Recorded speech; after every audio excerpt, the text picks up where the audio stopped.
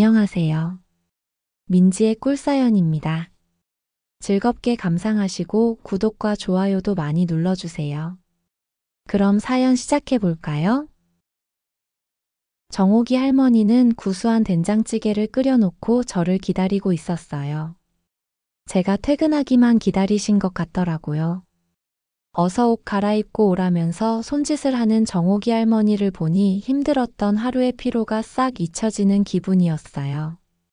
할머니는 제가 와서 신이 나신 듯 얼굴 표정이 엄청 밝아지셨죠. 저는 할머니가 왜 그렇게 제가 퇴근하고 돌아오기만을 기다리는지 다 알고 있어요. 바로 우리 둘만 아는 그런 비밀이 있기 때문이죠. 어서 밥을 먹고 할머니랑 좋은 시간을 보내고 싶은 생각에 저도 마음이 급해지기는 했는데요.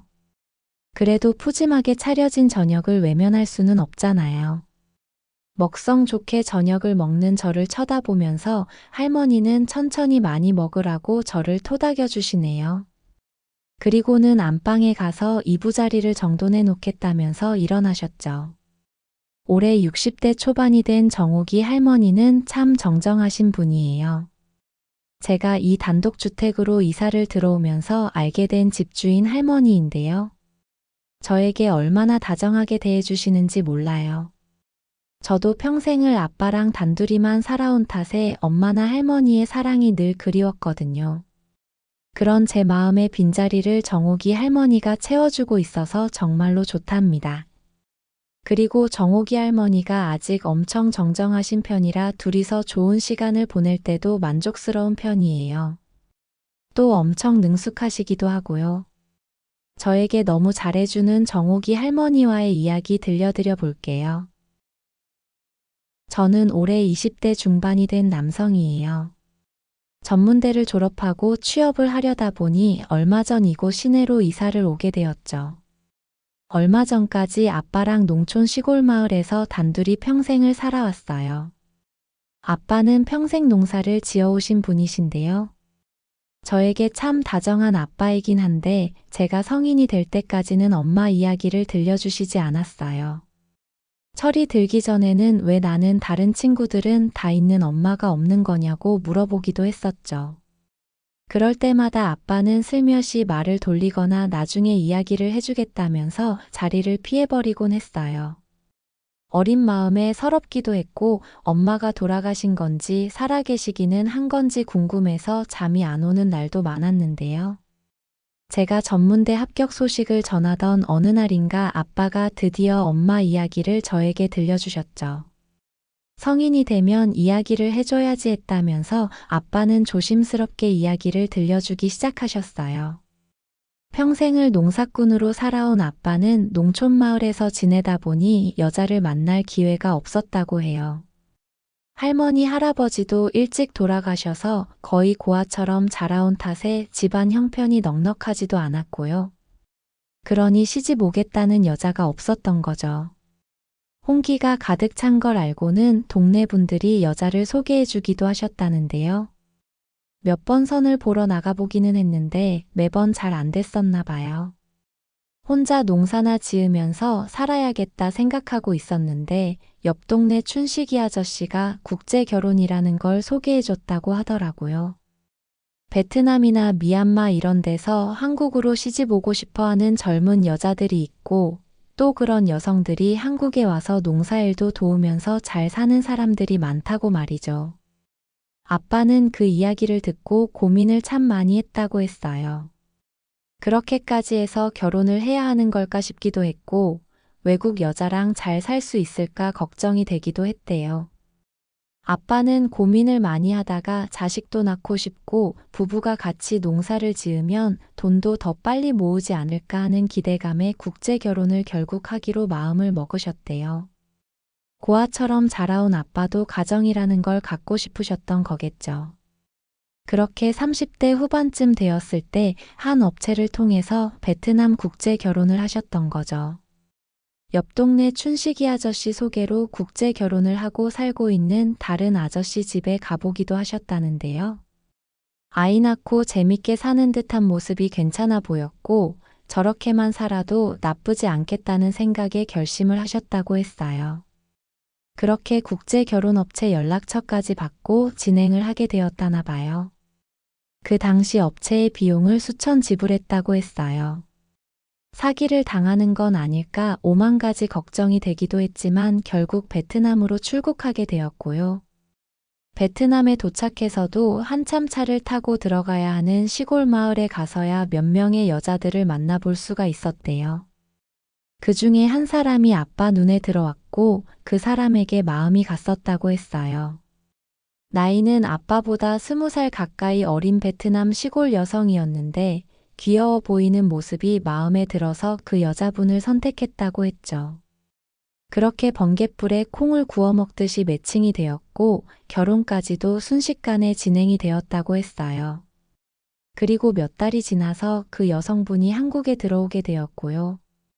처음에 그 여자분은 농사일도 잘 도와주고 집안일도 잘 해줘다고 하더라고요. 그러다가 얼마 지나지 않아서 아이를 임신하게 되었는데 그 아이가 바로 저였던 거죠. 아빠는 제가 태어나던 그날이 살면서 가장 행복했던 날이라고 이야기를 하셨어요. 그렇게 행복한 날들만 이어졌으면 참 좋았을 텐데요. 엄마는 저를 낳고는 조금씩 사람이 변하더니 외출하는 날도 많아졌고 어느 날은 외박을 하기도 했대요. 결국 아빠랑 엄마는 싸움이 잦아지게 되었고 어느 날 농사일을 다녀와 보니 저를 버려두고는 도망을 갔다고 하더라고요. 처음에는 찾아보려고 백방으로 노력을 했는데 소용이 없었대요. 베트남으로 돌아갔다는 소문도 있었고 베트남 남자랑 바람이 나서 한국에서 숨어 지낸다는 이야기도 들려왔다고 했죠. 농사일을 내팽개치고 엄마만 찾아다닐 수도 없었고 또 어린 제가 있었으니 아빠는 별다른 수가 없었다고 했어요. 그때부터 아빠는 엄마 찾는 걸 포기하고 저를 혼자 키워오신 거죠. 그 사실을 처음 듣게 되었을 때는 충격이 이루 말할 수가 없었어요. 내가 혼혈이었다는 사실을 그때 처음 알게 된 건데요. 그때의 심정은 어떻게 말로 설명할 수가 없네요. 혼란스럽기도 했고 나를 버리고 간 그 엄마라는 여성이 원망스럽기도 했죠. 평생을 엄마라는 존재를 그리워하면서 살았는데 아빠가 엄마 이야기를 못해준 이유가 이해가 가더라고요. 아빠는 안방 서랍을 뒤적거리시더니 사진을 하나 꺼내서 엄마 얼굴이라도 한번 보겠냐고 저에게 사진을 내밀기도 했는데요. 차마 그 사진을 볼 용기가 나지를 않더라고요. 저는 두 손을 뻗어서 사진을 쥔 아빠의 손을 가리고는 이야기를 했어요. 날 버리고 간 사람 사진은 봐서 뭐 하겠냐고요. 평생을 엄마 없이 살았으니 아빠만 있으면 된다고 어렵게 입을 떼었죠. 아빠는 미안하다면서 제 등을 토닥이셨는데요. 혼란스러운 마음이 들면서도 아빠는 안쓰럽다는 생각이 들더라고요. 그 사실을 저에게 평생 숨기고 사신 아빠도 힘들었을 거라는 생각을 하니 제 마음이 그랬어요. 아무튼 그 일을 계기로 저는 아빠를 더 이해하게 되었어요. 농사 지으면서 혼자 저를 키우느라 힘드셨을 텐데 이렇게 잘 키워서 대학생까지 되게 해주셨잖아요. 엄마가 없다는 것 그리고 그 엄마가 베트남 사람이라는 사실은 저에게 더 이상 중요하지 않게 느껴졌어요. 그리고 그날 이후로 달라진 건 아무것도 없었죠. 저는 대학 생활을 열심히 했고 주말이면 고향집에 내려가서 아빠의 농사일을 돕기도 했어요. 그렇게 시간이 흘러서 저는 대학을 졸업하고 군대도 다녀오게 되었고요. 그 무렵에 진로를 놓고 엄청 고민을 많이 하게 되었어요. 솔직히 저는 대학을 졸업하기는 했지만 아빠를 도와서 농사를 지을 생각도 있었거든요. 취업을 한다고 해서 돈을 많이 버는 것도 아닐 테고 타지에서 생활하려면 생활비도 들어가잖아요. 그래서 아빠에게 그런 제 생각을 말씀을 드리기도 했는데요. 저만큼은 농사일을 안 했으면 한다면서 저를 극구 말리시더라고요. 죽이 되든 밥이 되든 도시로 나가서 정착을 하라고 하셨어요. 평생 농사만 지으신 그 생활을 저에게 물려주고 싶지는 않으셨나 봐요. 그렇게 저는 아빠 뜻을 따라서 직장을 알아보기 시작했고요. 고향 집에서 그닥 멀지 않은 시내에 취업을 하게 되었죠. 대기업의 하청으로 딸려있는 회사였는데요. 월급이 많지는 않았지만 제 전공을 살려서 일할 수 있는 회사였고 무엇보다도 오래 일하는 사람들이 많은 것 같더라고요. 저만 열심히 하면 평생 직장처럼 다닐 수 있겠다는 점이 가장 마음에 들었어요. 그리고 평일에 지낼 곳을 구하려고 하는데 어느 날 저녁인가 아빠가 저를 부르시더니 통장을 하나 쓱 내미시는 거예요. 그 통장에 3천만 원인가가 들어 있었어요. 작은 원룸 전세라도 구하는데 보태라면서 통장을 건네주시는데 마음이 너무 감사하고 짠했어요. 저는 당연히 보증금이 싼 싸구려 월세방을 구할 생각이었는데요. 그래서 아빠한테 방을 구하는 문제에 대해서 이야기를 한 일이 없었는데 완전 깜짝 놀랬잖아요. 아무튼 덕분에 집을 구하는 문제도 은근 신경이 쓰였는데 잘 해결이 되어버렸죠. 시내에 3천 정도면 구할 만한 괜찮은 방이 많아 보였어요. 몇 군데 방을 둘러보고는 회사에서 20분 정도 거리에 있는 단독주택 전세를 계약하게 되었죠. 그 집은 오래전에 지어져서 겉에서 보기엔 구식이기는 했는데요. 1층에 주인 할머니가 혼자 살고 있다고 했고요. 저는 2층으로 새를 들어가게 되었는데요. 제가 이 집을 선택한 이유가 있었어요. 집을 보러 갔을 때 만난 주인집 할머니가 너무 인상이 좋으셨거든요. 바로 정옥이 할머니였죠. 60대 초반인 정옥이 할머니는 아들, 딸, 자녀들을 모두 결혼시키고 혼자 그 집에 살고 계신다고 했어요. 20년 전쯤 남편이 병으로 먼저 세상을 떠났다고 했고요. 방을 보러 처음에 갔을 때 집안에는 누가 쓰던 짐이 그대로 남아있는 듯 했어요. 침대도 있었고 이부자리나 옷도 몇 벌 벽에 걸려 있었죠. 저는 지금 살고 있는 사람이 있는 건지 물어봤는데요. 얼마 전까지 딸이 잠시 내려와서 지냈다고 하시더라고요. 30대 중반이라는 할머니 딸은 이혼을 하고 잠시 할머니 집에서 머물다가 돌아갔다고 했어요. 인상도 좋고 다정해 보이던 할머니는 이혼했다는 딸 이야기에는 민망한 듯 표정이 어두워지기도 했죠. 아마 딸이 할머니에게는 아픈 손가락이었나 봐요. 정옥이 할머니는 분위기를 전환하려는 듯 다른 이야기를 꺼내셨어요. 요즘 젊은 사람들하고 다르게 인사도 잘하고 싹싹한 제가 마음에 든다면서 제가 꼭 이사를 왔으면 좋겠다고 하셨죠. 할머니가 그렇게 다정하게 대해주시니 저도 기분이 좋더라고요.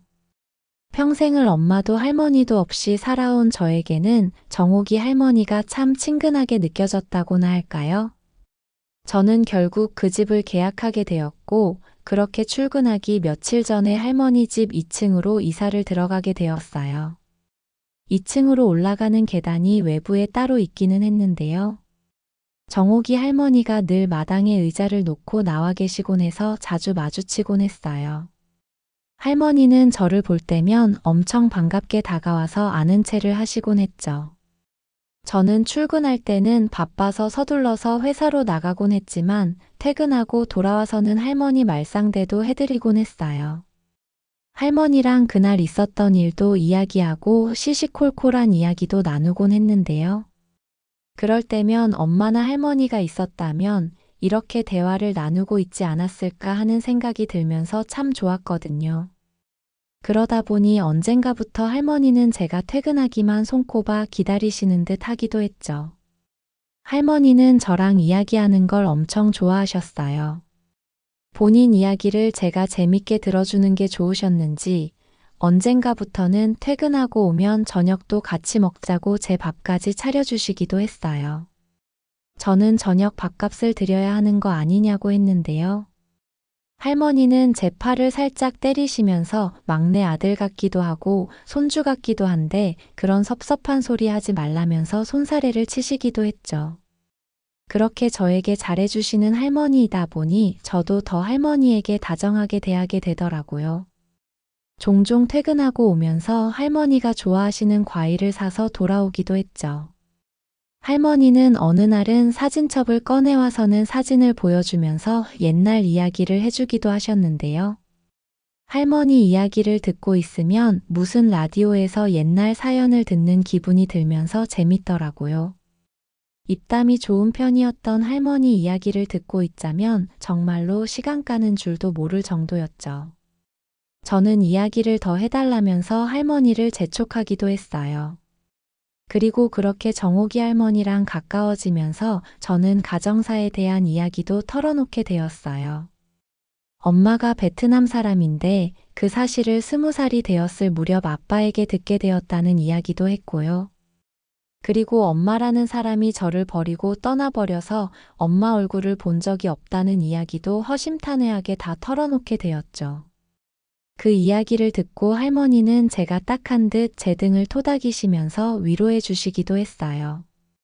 그러던 어느 날이었는데요.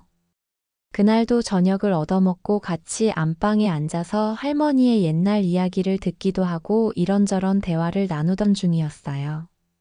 할머니는 40대 초반에 남편을 보내고 나서 애들을 혼자 키우느라 힘들었던 이야기를 해주시던 중이었죠. 저는 40대면 너무 젊은 나이인데 재혼 생각은 해보신 적 없냐고 물어봤는데요. 정옥이 할머니는 재혼 생각이 왜 없었겠냐면서 세상 어느 과부가 남자를 그리워하지 않았겠냐고 익살스럽게 이야기를 하셨어요. 그러기는 했는데 애들이 그 당시만 해도 예민할 나이여서 재혼할 엄두를 못 냈다고 하시더라고요. 여자로 괜찮은 시절을 다 보내고 이제 이렇게 늙어버린 할머니가 되었다고 씁쓸한 웃음을 웃기도 하셨죠. 저는 정옥이 할머니를 위로해드리고 싶었어요. 그런 마음이 들자 할머니 손을 잡으면서 그날은 1층에서 할머니랑 같이 자고 출근하겠다고 이야기를 했죠. 저의 그 이야기에 할머니는 놀라기도 하셨지만 이내 엄청 좋으신 듯 갑자기 벌떡 일어나시더라고요.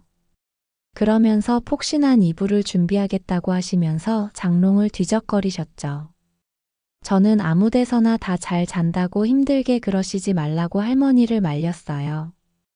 그냥 베개만 하나 더 꺼내달라고 이야기를 드렸죠. 그렇게 저는 그날 정옥이 할머니랑 함께 누워서 이야기를 나누게 되었어요. 시내이기는 했지만 집 앞에는 가로등도 없어서 불을 끄면 방 안은 아무것도 보이지 않을 만큼 칠흑처럼 어두워졌는데요. 그러다 보니 서로의 숨소리만 들려서 더 야릇한 느낌이 들기도 했죠. 처음에는 살짝 달아올라서 들이대는 저를 보고는 할머니는 놀라기도 하셨는데요. 잠깐 머뭇거리는 느낌이 들기도 했지만 이내 할머니는 저에게 못해줄 게 없을 것 같다면서 하고 싶은 대로 하라고 허락을 해버리셨어요. 그렇게 결국 저는 정옥이 할머니와 좋은 시간을 보내게 되었어요.